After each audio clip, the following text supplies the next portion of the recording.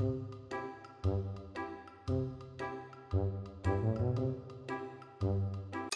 friends, it's the Stitches. Today we're going to compare some old street snaps from the early 2000s to some newer street snaps and just make some comparisons, see how things have changed over the years. This video was actually my boyfriend's idea. He thought it would be cool for me to look at some street snaps from 2020 and compare them to street snaps from as early into the 2000s as I can go. All of the snaps that I'm going to show you today are from Tokyo Fashion, their website version. I went as far back as their website archive went, which unfortunately is not all the way back to the year 2000, but we are able to go all the way back to 2009. Also, I would love to make another video like this using Fruits magazine snaps, as their catalog goes back to the 90s. However, Fruits is known to have a slightly more biased approach to outfit selection. All photographers have their own biases, and it's important for Western audiences to understand that we are viewing J-fashion through a very selective and curated lens, based on the preferences of photographers, designers, algorithms, etc. I specifically chose to use Tokyo Fashion for this video because as a publication, they seem to have a more balanced approach to the types of styles featured. So going all the way back to summer 2009, one of the first snaps ever is of this really amazing Shiro Lolita coordinate. I love the curly gyaru hair. In 2009, hair really was go big or go home. I initially discovered Lolita fashion in 2008, so this is actually an era I'm pretty familiar with in terms of Lolita history, and like, we were wearing bumpets. We brought back bumpets.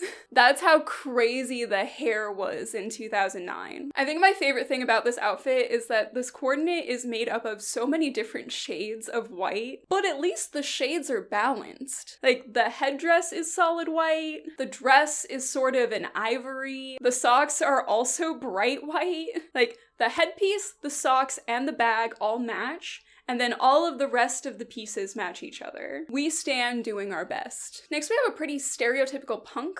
So this is a pretty solid punk outfit. But what fascinates me most about the street snap is not actually the outfit, but the caption itself. His arms have numerous tattoos on them, at least one of which appears to be a manga, and then in parentheses, cartoon character. And I just couldn't contain myself at that. Do they not think that we know what manga is? If you know enough about Japanese culture to be on this website, I'm assuming you've read a manga in your lifetime. But the cherry on top of this comment Sunday is that one of the commenters actually recognized this man and his tattoos, and apparently the cartoon character on his hand is Goku from Dragon Ball. You probably didn't need me to tell you that he was from Dragon Ball. Yes, us uncultured gaijin have no idea who Goku is. Let's just call him a cartoon character. I didn't mean for this video to turn into a roast so quickly, but it did. This next image, I'm not sure if I want to classify this as emo or scene or whatever. I've honestly never seen anything so painfully 2009 in my life. I mean, okay. That's not to say that I don't like it. I genuinely think it's a cool outfit. But the skinny jeans kind of give me visceral flashbacks, and I don't know how to feel about that. We have a snazzy pair of individuals here wearing goth/punk style. At least according to Tokyo Fashion. This is absolutely what I would consider to be that almost stereotypical Harajuku influenced goth look. And honestly, that was popular worldwide in 2009. It wasn't just a Harajuku thing. These two are wearing head-to-toe brand, but that get some clothes from the thrift store and cut 'em up look was very, very popular at the time. This next picture is honestly probably one of my favorites that I'm going to show you today. First of all, the girl on the left. I just want us all to take a second and really just take in all of this. I'm gonna start with the dress. I love it. That is all. Second, the stripy socks with Crocs. Crocs that have charms in them? Look at her face. Does this face imply that she gives a single fuck. No, not one. This is the energy that I'm trying to bring into my life. The other outfit is also cute. It's very put together. Here we have some super cute, almost like casual gyaru. Does this count as hime gyaru? Probably not. It could be considered hime kaji. It's a very simple but sophisticated take on the look. And the accessories and the hair are just perfect. I especially love the shoes.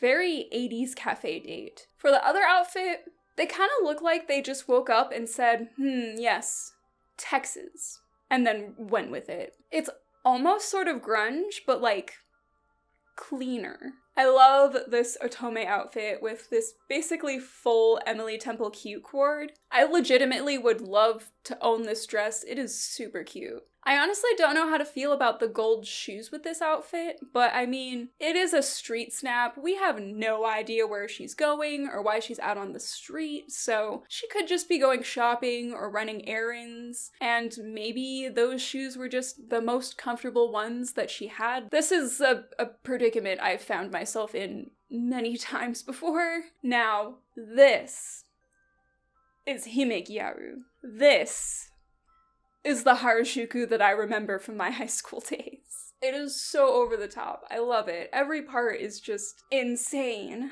The fact that they're carrying two purses, like the little bow one was cute and went with the outfit, but I imagine it probably just wasn't big enough to carry all of the things that she needed to carry for the day, so she was just like, I'll bring a second one. I'm not gonna sacrifice the cute one. They're both in the outfit. And then, to top it all off, for some reason, slippers. Slippers. This is 2009, so of course it is the era of the Mori girl. We have a trio wearing various Mori fashions. Mori is going to be the next jfashion that I do a history video about, but I don't know, I guess I've just been lazy. I really like the middle outfit in this picture the most. All of the monochrome layers just read utterly perfect. Although of their bags, I will say that my favorite one is the dark green with that sort of lace overlay. So those are the 2009 snaps that I've selected. Next, we're going to review some of my favorite street snaps that Tokyo Fashion has taken in 2020 so far, and we can see how things have evolved. 2009 ended up being a very transitional year for style. At this point, tourism in Harajuku was way up,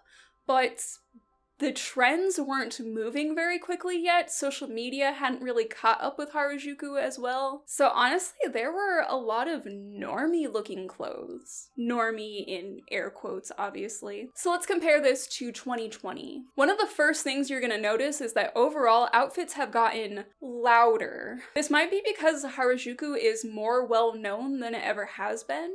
And people will literally travel across the world to be photographed there specifically. Oh, to be in a post-Instagram world. Our first outfit is super Mean Girls. Absolutely channeling Regina George here.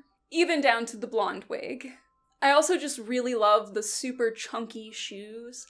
That Y2K teen movie aesthetic is really popular in the West right now, but it's not just popular in the West anymore. It is a worldwide trend. I like to call this neo-decora. The overload of accessories is gone, but it's literally just been replaced by all of the patterns. All of them combined all at once. And it gives the exact same effect. Like, the 90s decora, the original decor, was usually very simple in terms of the actual garments that somebody would wear, and then they would just pile tons of accessories on top of that. This is the exact opposite, but visually, it's very similar. Oh, shit. Oh, shit. Oh, shit. Oh, shit. I have literally no notes, I just wanted to show this to you. I love this outfit because teddy bears. That's all. I've noticed handmade and handmade looking clothing is also really trendy right now, and I'm super excited to see where Harajuku takes that. This is a Hey dress that I am obsessed with. Also, this purse, I need it. Thank you. Oversized clothing is super trendy. Generally, unflattering cuts are becoming super trendy in Harajuku. I almost wonder if there's a bit of rebellion against the traditional rules of fashion going on here. This next look I'm just including including because I love it so much. We have another example of super oversized clothing. I mean, just look at that purse. I've actually seen a lot of like oversized heart bags like that come from many different brands. Do we want a DIY? We also have a couple other new Harajuku trends that I've been seeing a lot in this outfit. Vintage menswear, especially oversized blazers in pop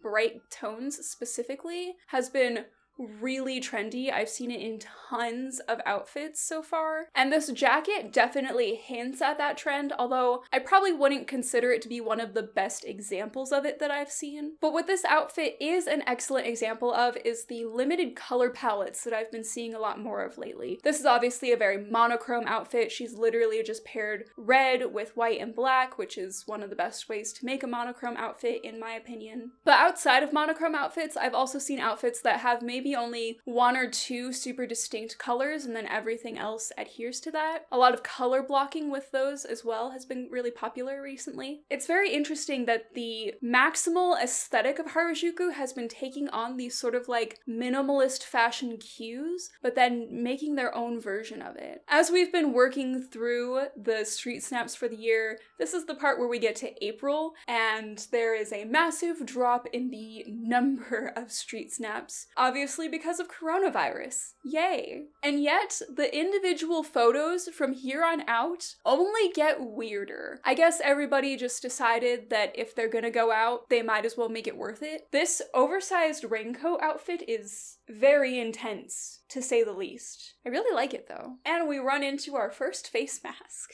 This outfit is very reminiscent of early fruits. I think since Harajuku trends did start to feel so stale there for a while, right now we're just spending a lot of time looking back into the past at what Harajuku was before and trying to bring that old experimentation back. This is another example of a limited color palette having intense visual payoff. And here we have some squad goals. They each have a very different aesthetic, but those outfits though. The first person on the left, we have an oversized bag with some casual Lolita, loving the hair color. The middle outfit is this combo of like vintage and like the frumpy trend. Honestly, this outfit, a lot of us Westerners are probably like side-eyeing it, but this outfit is the current Harajuku formula. Like, I think that this is going to be our next named style, potentially, because I have seen so many of this exact outfit